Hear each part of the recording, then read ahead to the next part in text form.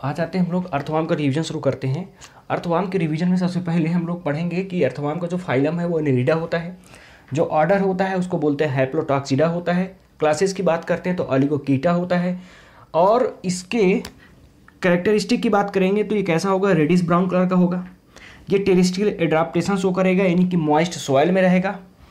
और ये बरो बना करके, यानी कि मिट्टी में छेद बना करके रहेगा। कैसे बनाएगा इस बरो को, तो बाय द बोरिंग, या तो बोर करके या तो फिर वहाँ की मिट्टी को स्वालो करेगा, यानी स्वालोइंग के द्वारा। और उस स्वालोइंग के द्वारा यानी मिट्टी को खा करके उस मिट्टी को जब निकालेगा तो उसको बोलेंगे वार्म कास्टिंग। और इसकी वजह से क्या होगा, वहाँ की जो सॉइल होगी वो फर्टिलाइजर की तरह काम करने लगेगी। इसका मतलब उसकी जो फर्टिलाइजिंग कैपेसिटी वो बढ़ जाएगी। इसका मतलब क्या हुआ कि हम अर्थवर्म को बोल सकते हैं फ्रेंड्स ऑफ फार्मर। फिर आगे आ जाते हैं, लेकिन ये जो काम करके बरों में रहने का काम है वो कब होगा, ड्यूरिंग डे टाइम। इसका मतलब क्या होगा, वो रात के समय बाहर निकलेगा। इसीलिए जो ये अर्थवर्म हुआ करता है वो नॉकटर्नल हुआ करता है।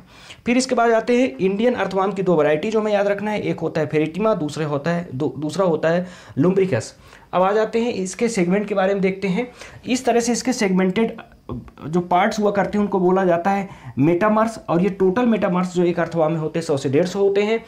एक डार्सल ब्लड वेसल होती है। एक्चुअली डार्सल ब्लड वेसल का मतलब जो डार्सल सरफेस पे होगी, और डार्सल सरफेस का मतलब हो गया कि वो ऊपर से बाहर दिखेगी और सिंगल होती है, सिंगल होगी, और इसीलिए ये मीडियन कंडीशन पे होगी।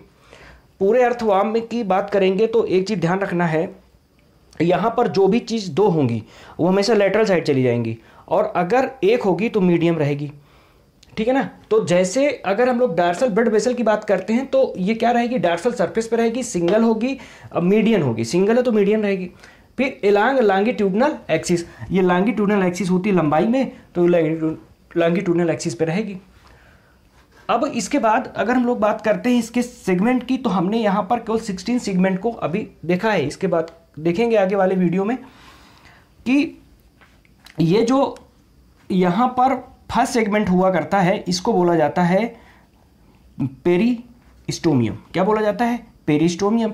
ये माउथ की ओपनिंग हुआ करती है, और इसके ऊपर एक प्रोस्टोमियम पाया जाता है जो कवर करता है माउथ को, सेंसरी की तरह काम करता है। सेंसरी इसलिए कि क्या चीज़ उसको खानी है माउथ ओपनिंग के थ्रू, यानी कि उसको क्या निगलना है, ये इसके लिए सेंस करने का काम होगा।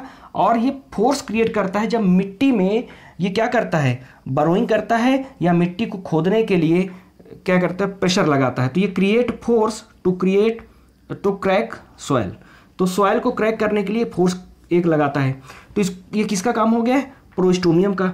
और अगर हम लोग बात करते हैं फर्स्ट सेगमेंट की, तो फर्स्ट सेगमेंट कौन हो गया यहाँ पर, पेरिस्टोमियम। तो ये दो चीज़ों का कन्फ्यूजन है, इसको ध्यान रखना होगा। फिर इसके बाद अगर हम लोग बात करते हैं यहाँ पर 6, 7, 8, 9, ये जो सेगमेंट हुआ करते हैं यहाँ पर टोटल 4 पेयर क्या पाए जाते हैं, स्पर्मैथिका पाया जाता है। क्या पाया जाता है, स्पर्मैथिका पाया जाता है 6, 7, 8, 9, और कितने 4 पेयर, क्योंकि एक सेगमेंट में टोटल 2 होंगे। फिर इसके बाद अगर हम लोग बात करते हैं तो इनका जो स्पर्मैथिका का जो पोर होंगे इसको हम बोल सकते हैं, यहाँ पर लिखा नहीं है, स्पर्मैथिकल पोर। ये स्पर्मैथिकल पोर हैं जो इनसे जुड़ करके बाहर निकलेंगे। तो स्पर्मैथिकल पोर क्या करेंगे, ये कहाँ पाए जाएंगे, इंटर सेगमेंटल ग्रूव, यानी कि दो सेगमेंट के बीच में जो ग्रूव होता है उसमें पाए जाएंगे। तो इसे बोलते हैं इंटर सेगमेंटल ग्रूव। कहाँ से कहाँ तक होगा, 5 to 9। अब यहाँ पर एक बात देखना है, क्योंकि ग्रूव है तो 5 से 9 के बीच में इसलिए बोला जाता है कि 5 to 6 के बीच में ये, 6 to 7 के बीच में ये, 7 to 8 के बीच में ये, 8 to 9 के बीच में ये। तो इसका मतलब ये हो गया कि जब हम लोग इंटर सेगमेंटल ग्रुप की बात करेंगे, यानी कि स्पर्मैथिकल पोर की बात करेंगे, तो 5 to 9 बताएंगे। इसका दूसरा तरीका लिखने का होगा 5/6, 6/7, 7/8, 8/9। इसका मतलब 8, 9 के बीच में, 7, 8 के बीच में, 5 to 5 से 6 के बीच में, 5 से 6 बीच में। तो इस तरह से, लेकिन अगर स्पर्मेथीका की बात करेंगे तो वो अंदर ही सेगमेंट पाया जाता है, ना कि ग्रुप में, ना तो इंटर सेगमेंटल स्पेस में। तो इसका मतलब ये हो गया स्पर्मेथीका 6, 7, 8, 9 यानी टोटल 4 पेयर होगी। तो इस तरह से हमें दोनों को याद कर लेना होगा। फिर इसके बाद आगे जो दिया गया है 14, 15, 16 में क्लाइटेलम दिया गया है। क्लाइटेलम क्या होता है? एक ग्लैंडुलर टिश्यू होता है। ये क्या करता है? कोकून को सिक्रीट करने का काम करता है, इसलिए ग्लैंडुलर टिश्यू है वो। ग्लैंडुलर टिश्यू से मतलब क्या हो गया? जो ग्लैंड की तरह काम करे, नहीं सिक्रीशन का काम करे। किसका सिक्रीशन करेगा? कोकून का सिक्रीशन करेगा। और कोकून का काम क्या होता है? फर्टिलाइजेशन के लिए, यानी कि फर्टिलाइज का। अब फर्टिलाइजेशन कब होगा? जब वार्म मैच्योर हो जाएगा। इसलिए एक लाइन एनसीईआरटी ने लिखी है कि जो क्लाइटेलम का फॉर्मेशन है, यानी ग्लैंडुलर टिश्यू का सिक्रीशन है, वो कब होगा? जब वार्म क्या हो जाएगा? मैच्योर हो जाएगा। ठीक है, आगे आके देखते हैं हम लोग।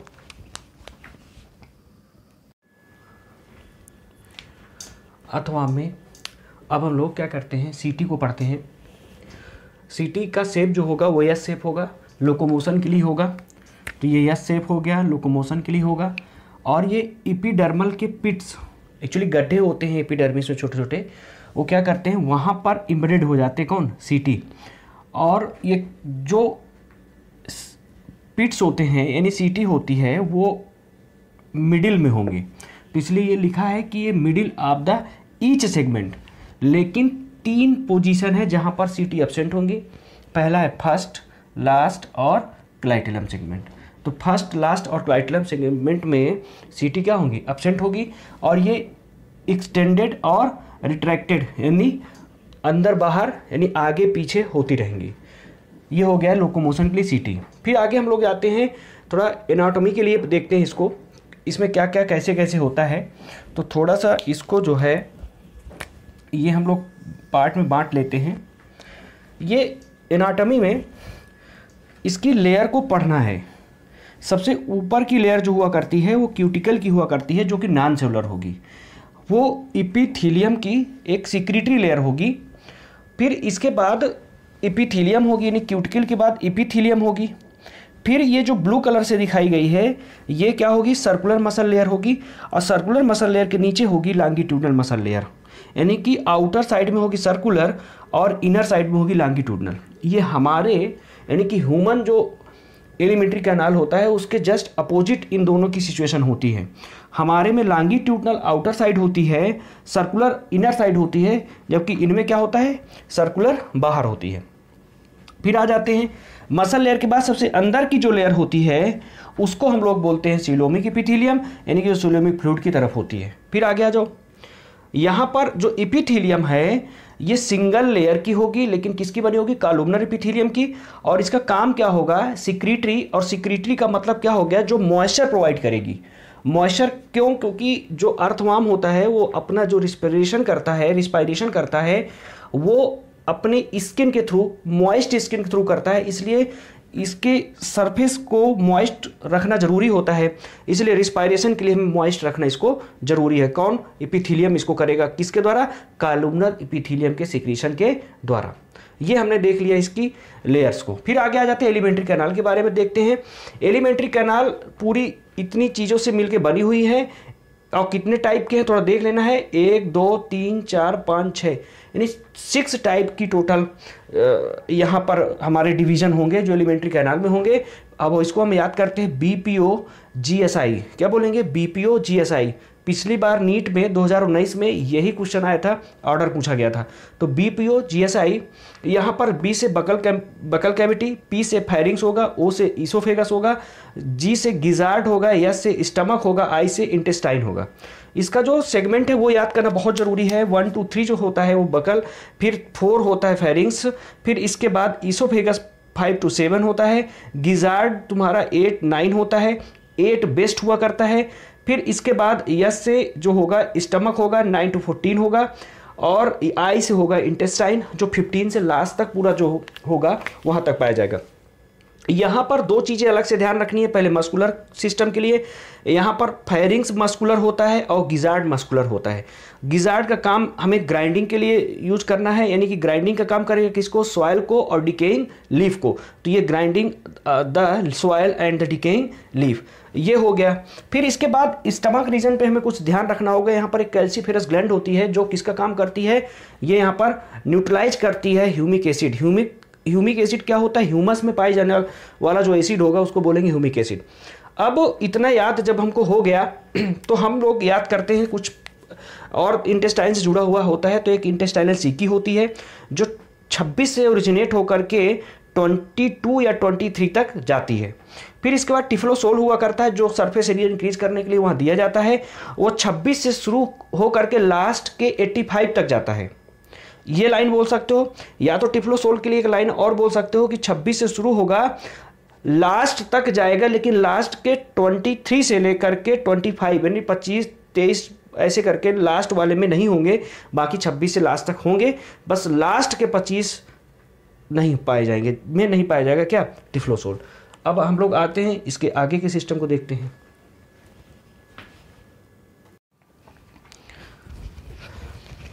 आ जाते हैं अब हम लोग जो है अर्थवर्म में सर्कुलेटरी सिस्टम को पढ़ेंगे, रिस्पिरेटरी सिस्टम को पढ़ेंगे और एक्सक्रीटरी सिस्टम को पढ़ेंगे। तो सर्कुलेटरी सिस्टम में सबसे पहले हमें ये जानना है कि ये क्लोज टाइप का सर्कुलेटरी सिस्टम रखता है, क्योंकि कैपिलरी वेसल और इसमें हार्ट पाए जाते हैं। सर्कुलेटरी सिस्टम में ब्लड ग्लैंड को हमें जानना होगा। ब्लड ग्लैंड 4, 5, 6 सेगमेंट पर पाई जाती है, जो प्रोड्यूस करती है ब्लड सेल और हीमोग्लोबिन प्रोड्यूस करती है, और ये फैगोसिटिक नेचर की होती है। तो इस तरह से हमें ब्लड ग्लैंड के बारे में पता चल गया क्या, कि 4, 5, 6 सेगमेंट में होगी, ब्लड सेल प्रोड्यूस करेगी, हीमोग्लोबिन प्रोड्यूस करेगी और फैगोसिटिक नेचर इसका होगा।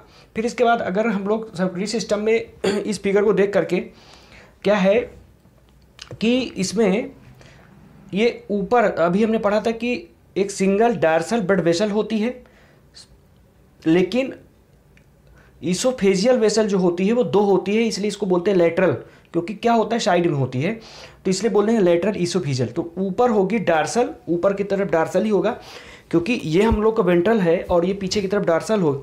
अब क्योंकि वो जमीन में रेंग के चलता है तो डार्सल सरफेस कहाँ होगा, ऊपर होगा। तो इसका मतलब ये हो गया कि डॉर्सल जो सरफेस होगा वो ऊपर की तरफ होगा और ये लेटरल इसोफेजियल नीचे की तरफ होगा। अब इनको जोड़ने के लिए जो हार्ट पाया जाता है, पंपिंग जो यहाँ इनके बीच में होती है वो होती है लेटरल हार्ट के द्वारा। फिर इसके बाद दूसरा जो हार्ट होगा वो 12 और 13 सेगमेंट में होगा, जिसको बोलेंगे लेटरल इसोफेजियल हार्ट, और बीच में एंटीरियर लूप पाए जाते हैं। एंटीरियर लूप जो होता है वो एलिमेंट्री कैनाल, ये जो ग्रीन से हमने दिखाया है एलिमेंट्री कैनाल को दिखाया है, जिसको सर्कल करती है, ब्लड सप्लाई करती है। साथ में जो लेटरल इसोफेजियल है, ये जो हार्ट है ये क्या करेगा, एलिमेंट्री कैनाल को भी सप्लाई देता है, नहीं इसोफेगस को सप्लाई देता है, ऐसे बोल सकते हैं। तो इसकी वजह से हम लोग इसका पूरा नाम बोल सकते हैं लेटरल इसोफेजियल हार्ट। यहाँ पर एक बात आपको दिखेगी कि लाल से लिखा है, और लाल से ही कुछ ऐसा सिस्टम बन रहा है। क्या लाल से बन रहा है, ऐसे याद करने के लिए कि L अब ये यल से तो लेटरल हार्ट हो गया, एंटीरियर लूप हो गया ए से, और यल से जो दूसरा आया लेटरल इसोफेजियल हार्ट हो गया। अब देखो यहाँ पर जो लेटरल हार्ट है वो पहले लिखा जा रहा है क्योंकि छोटा है, और जो दूसरा वाला लाल का जो यल है वो बाद में लिखा जा रहा है क्योंकि बड़ा है। तो इसका मतलब हमें एक तो लाल में ये बात समझ में आ गई, तो हमें क्यों समझाना चाह रहे हैं, एक्चुअली ये समझना है यहाँ पर कि 7, 8, 9, 10, 11, 12, 13 इनके सेगमेंट के बीच में सारा कुछ है। 7 और 9, 8 को छोड़ देना है यहाँ पर, ये ध्यान रखना है। 7, 9 जो सेगमेंट होता है उसमें कौन सा हार्ट पाया जाता है, लेटरल हार्ट पाया जाता है। फिर इसके बाद फिर लगातार चलेगा, यहाँ पर एक केवल गैप रहेगा, बाकी लगातार 10, 11 anterior loop, 12, 13 lateral oesophageal heart. यानी कि ये लगातार चलेगा, केवल 8 को गैप कर देना, बाकी लगातार यहाँ पे 7, 9, 10, 11 और 12, 13 यल ए यल, हम लोग ट्रिक में इसको याद कर सकते हैं। यहाँ पर जो लैटरल हार्ट है 2 है यानी कि 1 पेयर है, लैटरल एसोफेजियल हार्ट कितना है यानी 1 पेयर हो गया। इसका मतलब टोटल 2 पेयर हार्ट होंगे, या नंबर अगर बोले तो 4 बोल सकते हैं। तो ये हमें याद रखना होगा। फिर आ जाते हैं रिस्पिरेटरी सिस्टम में, ये एब्सेंट होगा, इसीलिए इसको जनरल बॉडी सरफेस के थ्रू, मॉइस्ट स्किन के थ्रू डायरेक्ट गैसेस को अपने बॉडी में, ब्लड में डिफ्यूज कराना होगा। फिर आ जाते हैं स्क्रीटरी सिस्टम की बात कर लेते हैं। स्क्रीटरी सिस्टम में हमें ये ध्यान देना होगा कि यहाँ स्क्रीटरी सिस्टम नेफ्रीडिया होता है, ये हमने स्क्रीटरी सिस्टम में पढ़ा था। ये कैसी होगी? सेगमेंटली अरेंज्ड कॉइल ट्यूब्यूल होगी। फिर इसके बाद हम लोग आ जाते हैं नेफ्रीडिया। हमें 3 तरीके के पढ़ने होते हैं, एक फेरेंजियल नेफ्रीडिया होता है, ये सेप्टल नेफ्रीडिया होता है, इंट्यूगमेंटरी नेफ्रीडिया होता है। अब यहाँ पर पहले हम लोग देखते हैं कि 4, 5, 6 में केवल जो पाई जाती है उसको बोलते हैं फेरेंजियल नेफ्रीडिया। फिर 15 टू लास्ट तक जो पाई जाती है उसको बोलते हैं सेप्टल नेफ्रीडिया। फिर इसके बाद इंटीगुमेंट्री नेफ्रीडिया। अब देखो यहाँ पर इंटीगुमेंट्री नेफ्रीडिया जो 3 से लास्ट तक होती है। अब देखो एक है जो 3 से शुरू होकर लास्ट पूरा कवर अकेले ही अपने ही कवर कर रही है, लेकिन ये जो 2 होती हैं ये क्या करती, एक है जो शुरू में, बाद में आधी से ज़्यादा जो फिर कंडीशन इधर ये सेप्टल नेफ्रीडिया कवर करती है। तो इसका मतलब ये हो गया कि हमको याद करने के लिए ये सेगमेंट जरूरी है और इसके ड्रेन को हमें देखना जरूरी है, कैसे वो अपने ड्रेनेज को बाहर निकालती है। आ जाओ, जैसे मान लो ये क्या है, इंटेस्टाइन है और इस तरह से हमने बॉडी के सरफेस बना दिया ऊपर की तरफ। क्या होता है, यहाँ पर नेफ्रोस्टोम पाए जाते हैं। ये नेफ्रोस्टोम करते क्या है, या तो क्या करेंगे किसी भी स्क्रीटरी जो वेस्ट है उसको क्या करेंगे, या तो वो क्या करेंगे बॉडी के बाहर कर देंगे, या फिर क्या करेंगे वो इंटेस्टाइन की तरफ भेज देंगे। यानी कि 2 तरीके हो सकते हैं। ये नेफ्रोस्टोम हो गया, सिलेटेड होता है, फनल शेप होता है, इसके बारे में हम बता चुके हैं। तो ये क्या करेगा, जब नेफ्रीडिया बाहर की तरफ यानी जनरल बॉडी सरफेस के बाहर की तरफ अगर भेजे तो इसको बोलते हैं एक्सटीरियो नेफ्रिक, और अंदर की तरफ रहेगा तो इसको बोलते हैं इंटीरो नेफ्रिक। नेफ्रीडिया इसको बोल दो,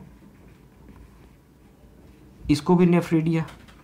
वो नेफ्रीडिया जिसका जो स्क्रीटरी वेस्ट है वो जनरल बॉडी सरफेस की तरफ जाए, बाहर की तरफ जाए तो उसको बोलते हैं एक्सटीरोनेफ्रिक, और जो अंदर की तरफ इंटेस्टाइन की तरफ रह जाए यानी कि डाइजेस्टेड फूड की तरफ से बाहर निकाल दे उसको बोलते हैं इंटरनेफ्रिक। तो जो इंटरनेफ्रिक होती हैं वो होती है सेप्टल, और जो दूसरी होती है वो होती है फेरेंजियल। ये सेप्टल और फेरेंजियल 2 होती है। इसको हमने याद कराया एसपी इंटर ऐसा करता है। एसपी क्या कर रहा है, इंटर, कोई होगा एसपी, तो एस का मतलब क्या होगा सेप्टल, पी का मतलब फेरेंजियल, इंटर का मतलब इंटरनेफ्रिक। इसका मतलब क्या करेगा, ये अंदर की तरफ इंटर कर रहा है तो इंटरनेफ्रिक। फिर इसके बाद एक्सटीरोनेफ्रिक बचा हुआ कौन सा हो गया, इंट्यूगमेंट्री नेफ्रीडिया।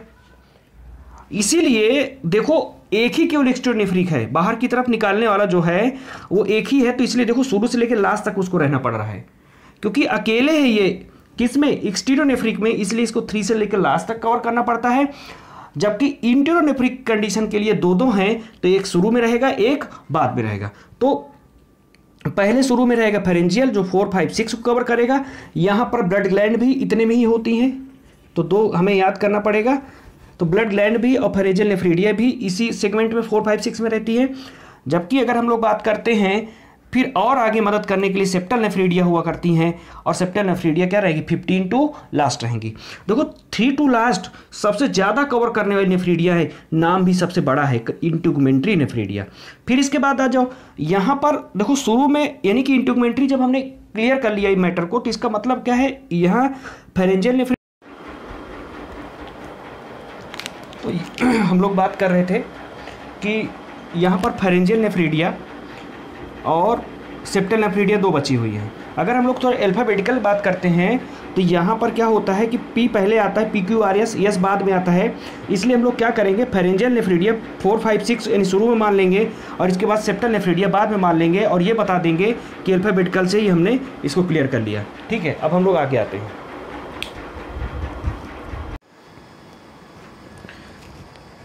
अब हम लोग अर्थवर्म के नर्वस सिस्टम को देखते हैं।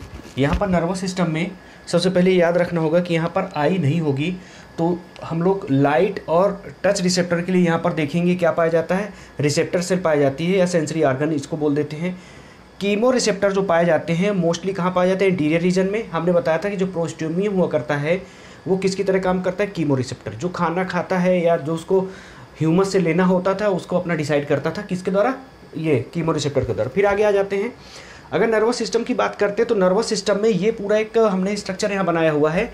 एक्चुअली जब नर्वस सिस्टम का पैराग्राफ देखोगे एनसीईआरटी पे तो यहाँ पर नर्व रिंग के बारे में बात किया है, सेरिब्रल गैंग्लिया के बारे में बात किया है और नर्व कॉर्ड के बारे में बात किया है। तो पहली बात, जो अर्थवार्म हुआ करता है वो क्या हुआ करता है, इनवर्टिब्रेट हुआ करते हैं। इनवर्टिब्रेट का मतलब ये होता है कि इनमें पहली बात तो नोटोकार्ड एब्सेंट होगी क्योंकि नॉन कॉर्डेट्स हैं, और इसके बाद इनमें जो नर्व कार्ड पाई जाती है वो नर्व कार्ड कितनी होती है, 2 होती हैं, और किधर के साइड में, वेंट्रल साइड में होती हैं। क्लियर, क्योंकि हम लोगों में निकॉर्डेट्स में डॉर्सल साइड होती है। अब समझना है जो ये नर्व कार्ड हुआ करती है वो डबल हुआ करती है, तो इसका मतलब ये क्या हो गया, डबल होगी। नर्व कार्ड नीचे की तरफ हमने दिखा दिया, इसका मतलब वेंट्रल साइड में है, वेंट्रल साइड में होगी, पेयर्ड होगी और क्या होगी, सेगमेंटली अरेंज्ड गैंग्लिया होंगी इस पे। ये यहाँ पर गैंग्लिया अरेंज होती हैं। अगर थोड़ी सी इस स्ट्रक्चर को हम लोग ऐसे देखना चाहें तो ऐसा नज़र आएगा, ऐसे करके ये इस तरह पेयर्ड रूप चला करती है, ऐसे पेयर्ड पूरे बॉडी में चलेंगी। ये पेयर्ड नर्व कार्ड है, किधर की तरफ, वेंट्रल साइड में, और इस तरह से गैंग्लिया हुआ करते हैं। ये इस तरह से गैंग्लिया होती हैं। गैंग्लिया क्या होता है, ग्रुप ऑफ न्यूरॉन होता है, तो गैंग्लिया पाई जाती हैं। ठीक है, तो इस तरह से हमने ये देख लिया, गैंग्लिया किसके साथ लगी रहेंगी, नर्व कॉर्ड के साथ। अब देखना, जब ये इंटीरियर साइड में आ जाती है, इंटीरियर साइड की तरफ आती हैं, यानी कि हम ये कह सकते हैं 3 और 4 रीजन के बीच में, ठीक है ना, जहां पर क्या होता है, फेरिंग्स होता है। ये क्या होता है, यहाँ पर फेरिंग्स होता है। उसी के पास आ करके ये जो वेंट्रल साइड में नर्व कार्ड है, डबल है, ये ऊपर की तरफ आ जाती है, बाइफरकेट कर जाती है। बाइफरकेट का मतलब ये हो गया, अभी तक ऐसे चल रही थी, अब वो थोड़ा सा अपने आप को फैला करके बाइफरकेट होकर के अब ऊपर की तरफ आ गई। ऊपर की तरफ आ करके किसके साथ मिल गई, सेरेब्रल गैंग्लिया के साथ। सेरेब्रल गैंग्लिया के साथ मिल करके अब जब ये ऊपर की तरफ आएगी, ऐसे करके आएगी और ऐसे करके ये मिलेगी, तो ये कैसा एक रिंग टाइप का फॉर्मेशन करेगी। ये रिंग का फॉर्मेशन कैसे करेगी, तो इस रिंग को हम लोग बोल देते हैं नर्व रिंग। अब यहाँ पर जो नर्व कार्ड है ये सेरेब्रल गैंग्लिया के साथ मिल रही है। सेरेब्रल गैंग्लिया यहाँ पर क्या होता है, ब्रेन होता है, यानी कि जो नर्व कार्ड का कनेक्शन ब्रेन से होना चाहिए वो हो गया, लेकिन थोड़ा सा यहाँ पर नर्व रिंग जैसा फॉर्मेशन हो गया। इसको सरकमफेरेंजियल कनेक्टिव भी बोलते हैं, ठीक है ना, जो फेरिंग्स के ऊपर घूमते हुए आती है, ऊपर ही सेरेब्रल गैंग्लिया हो गई, इसको हम लोग क्या बोल देंगे, ब्रेन बोल देंगे। ये हमें समझ में आ गया। अब हम लोग क्या करते हैं, देखते हैं यहाँ पर थोड़ा सा रिप्रोडक्टिव सिस्टम के बारे में शुरू कर देते हैं। तो रिप्रोडक्टिव सिस्टम में क्या होता है, सबसे इम्पॉर्टेंट है कि यहाँ पर आपको याद रखना जरूरी है सेगमेंट कि कौन से सेगमेंट में क्या पाया जाएगा। तो सबसे पहले अगर हम लोग बात करते हैं तो हुआ क्या करता है, जो 14 सेगमेंट में और 18 सेगमेंट में सबसे कॉमन टाइप का जो हमें याद करना है, तो एक है ये फीमेल जर्म पोर, और जो 18th में है वो मेल जर्म पोर होता है, मेल जर्म पोर हुआ करता है। ये हमें याद करना जरूरी है। जो फीमेल जर्म पोर हुआ करता है वो सिंगल हुआ करता है,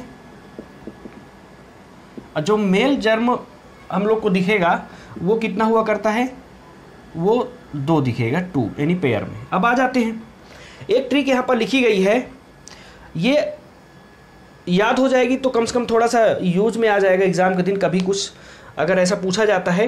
तो यहाँ पर देखते हैं, पहले हमने ट्रिक बनाई है, सेफ्टी से वो फंसे, सेफ्टी से वो फंसे। से क्या हो गया, स्पर्मीडुकल फनल, स्पर्मीडुकल फनल। टी से क्या हो गया, से तुम्हारी ये निकल के आ गई, और पी से प ये इधर चला गया। टी क्या बचा यहाँ पर, टेस्टिस सैक, या टेस्टिस भी बोल दो, क्योंकि उस सैक के अंदर ही क्या रहेगी, टेस्टिस रहेगी।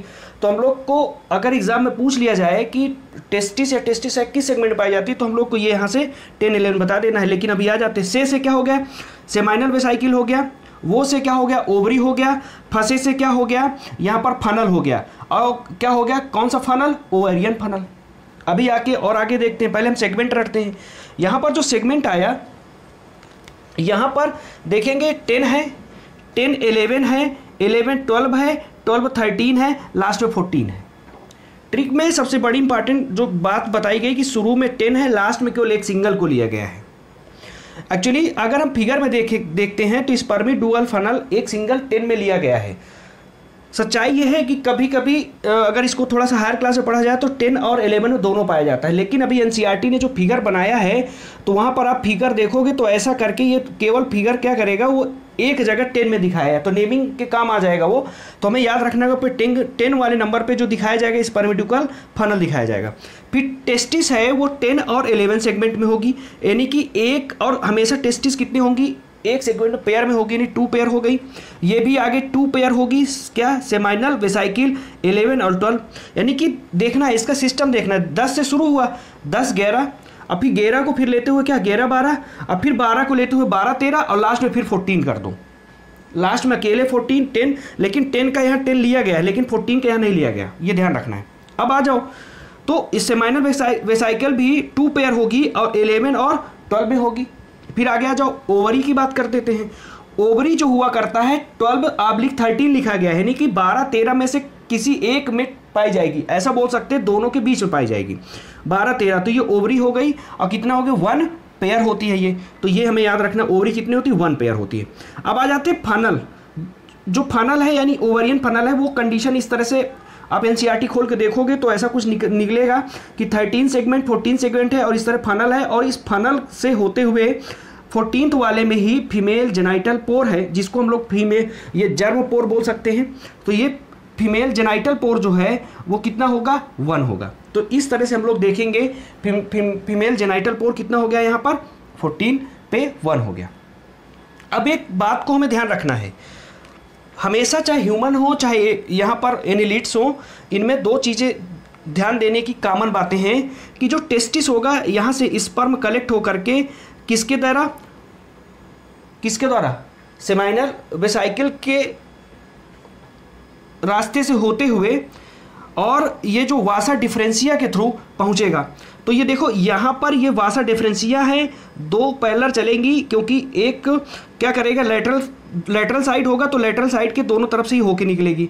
अब यहाँ पर देखो ये सेमाइनल वेसाइकिल को भी कंटिन्यू कर लेगी, यानी कि इसका भी सिक्रीशन कहाँ पर पहुँच जाएगा, आ जाएगा सीधे प्रोस्टेट पे। यहाँ दिख नहीं रहा होगा, तो ये प्रोस्टेट होता है 17 से लेकर 19 तक, 17 से 19 तक 2 होते हैं, यहाँ पर आ जाएगा। अब फिर प्रोस्टेट का भी सिक्रीशन, एल्कलाइन सिक्रीशन इकट्ठा होकर के कहाँ पर, मेल जर्मपोर में अलग अलग जाके क्या हो जाएगा, निकलेगा। अब मेल जर्मपोर हमने बताया है ये कितना होता है, यहाँ पर 2 होते हैं, या इसी को हम लोग मेल जेनाइटल पोर, टर्म यहाँ पर मेल जेनाइटल पोर ही लिखा गया है, ठीक है ना।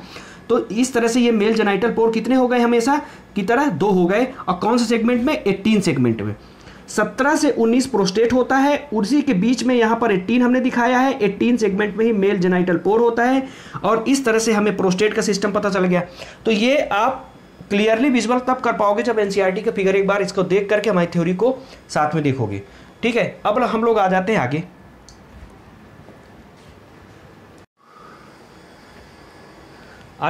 अब लास्ट पार्ट जो बचा हुआ है अर्थवर्म का, उसको कंप्लीट करते हैं। अर्थवर्म एक हर्माफ्रोडाइट होता है और बाइसेक्सुअल ऑर्गेनिज्म होता है। इसका मतलब हो गया मेल फीमेल सेक्स ऑर्गन दोनों एक ही बॉडी में रहेंगे। और जो स्पर्मेथिका जो हमने पढ़ा था 6 to 9 सेगमेंट में होता है, वो रिसीव करता है और स्टोर करता है, किसको स्टोर करता है, स्पर्म को, यानी कि एक पैकेट को जिसको बोलते हैं स्पर्मेटोजोआ। ये क्या होता है, पैकेट ऑफ स्पर्म। कब, ड्यूरिंग द कॉपुलेशन। जो इनका मेटिंग सिचुएशन हुआ करती है वो हुआ करती है जक्स्टा पोजिंग अपोजिट पोजीशन। इसका मतलब क्या है कि अगर हम लोग बात करते हैं इस तरह से, ये अर्थवर्म है, ये माउथ रीजन है, और इनको कॉपुलेशन कराना है, मेट कराना है, तो ये सिचुएशन पे आना पड़ेगा। तो इसको बोलते हैं हम लोग जक्स्टा पोजिंग अपोजिट पोजीशन, यानी कि एक्सचेंज करेगा स्पर्मेटोफोर का जब वो मेट करेगा, मेटिंग करेगा। फिर इसके बाद जब मेटिंग हो रही होगी उसी समय कुकून का फॉर्मेशन शुरू हो जाता है, ऐसा बोल सकते हैं पहले से होना शुरू हो जाता है। और वो कुकून का फॉर्मेशन करता है क्लाइटेलम हुआ करता है 14, 15 और 16 सेगमेंट में, अपने ऊपर ये सिक्रीशन कर लेगा। ग्लैंडुलर एपिथेलियम पाए जाते हैं, ये हमने पढ़ा था। तो कुकून क्या करेगा, अपने अंदर 3 चीज़ों को स्टोर कराएगा, न्यूट्रिटिव फ्लूइड, स्पर्म और एग का। कैसे आएगा अभी बताते हैं हम। और ये कुकून क्या करेगा, जब इसमें एग और स्पर्म और न्यूट्रिटिव फ्लूइड आ जाएंगे तो ये तुरंत कहाँ चला जाएगा, इस सॉइल में डिपॉजिट हो जाएगा और फर्टिलाइजेशन हो जाएगा। आफ्टर फर्टिलाइजेशन यानी कि 3 वीक के बाद 2 से 20 बेबी वार्म का फॉर्मेशन होगा। इसमें कोई लार्वा नहीं होगी, यानी कि डायरेक्ट डेवलपमेंट होगा। फिर इसके बाद इसको बोला जाता है friends of farmer.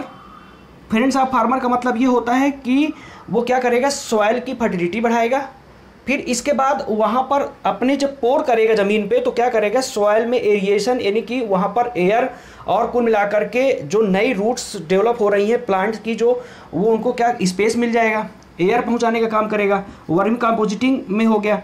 Vermi compositing का मतलब यही हो गया कि कंपोजिटिंग यानी कि फर्टिलाइजर की तरह काम करेगा। बेट फिशिंग का मतलब होता है, बेट का मतलब होता है चारा। और कहाँ पर, गेम फिशिंग में जब हम लोग मछली पकड़ते हैं उसमें चारे की तरह काम करता है। अब आ जाते हैं कुल मिलाकर के थोड़ा सा यहाँ समझते हैं कि जो सिचुएशन हुआ करती है कैसे इनकी फर्टिलाइजेशन की, बस 2 मिनट की कहानी है। यहाँ पर अगर हम लोग इसकी बात करते हैं, अर्थवाम की बात करते हैं, तो ये हमने पूरा अर्थवाम कंटिन्यू आगे तक जाएगा। ये हमने शुरुआत का रीजन बता दिया। यहाँ पर जो हमें समझना है स्पर्मैथिकी के बारे में पहले समझना है। ये जो पोजीशन दिखाई गई है, ये पोजीशन दिखाई गई है स्पर्मैथिकी।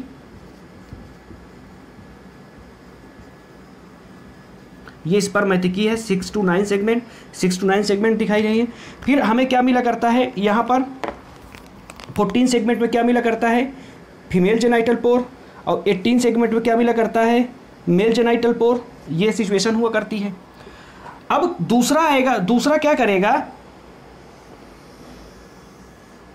दूसरा ऐसी सिचुएशन पे आएगा, वो क्या करेगा, ये 18 सेगमेंट के पास अपने क्या लाएगा, ये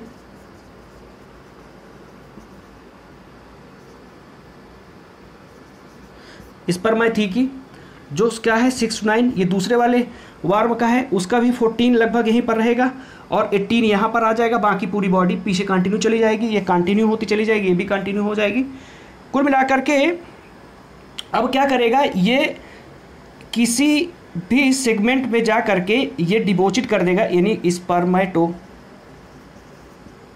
को ट्रांसफ़र कर देगा। इसी तरह से ये इधर को ट्रांसफ़र कर देगा अपने 18 सेगमेंट यानी मेल जेनाइटल पोर से इसको ट्रांसफ़र कर देगा।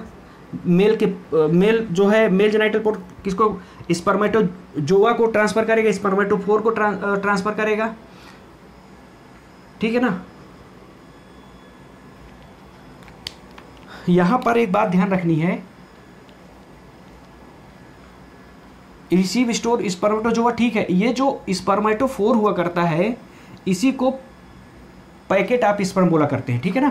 तो ये याद रखना है, स्पर्मेटोफोर जो होगा ये पैकेट ऑफ स्पर्म इसको बोला जाएगा, ये सही कर लीजिएगा, पैकेट ऑफ स्पर्म। तो ये स्पर्मेटोफोर यानी कि एक दूसरे में ट्रांसफ़र करेंगे और इस तरह से क्या हो जाएगा, फर्टिलाइजेशन। अब यहाँ पर एक बात देखनी है, ये यहाँ पर जो 14, 15, 16 ये सेगमेंट में 14, 15, 16 ये जो सेगमेंट हुआ करते हैं, यहाँ पर हमने बताया कुकून का फॉर्मेशन होगा, यानी क्लाइटेलम होगा। अब करता क्या है, ये 14 से एग को लेता हुआ, कौन, कुकून, ये लेता हुआ क्या निकलता है, बाहर की तरफ डिपॉजिट होने के लिए निकलता है। साथ में यहाँ से क्या निकाल लेगा, जो स्पर्मेटोफोर हैं, जो पैकेट ऑफ स्पर्म, उनको लेता हुआ बाहर निकल आएगा, ऐसे करके। तो इस तरह से हम लोग इसको समझ सकते हैं। ठीक है, ओके, थैंक यू।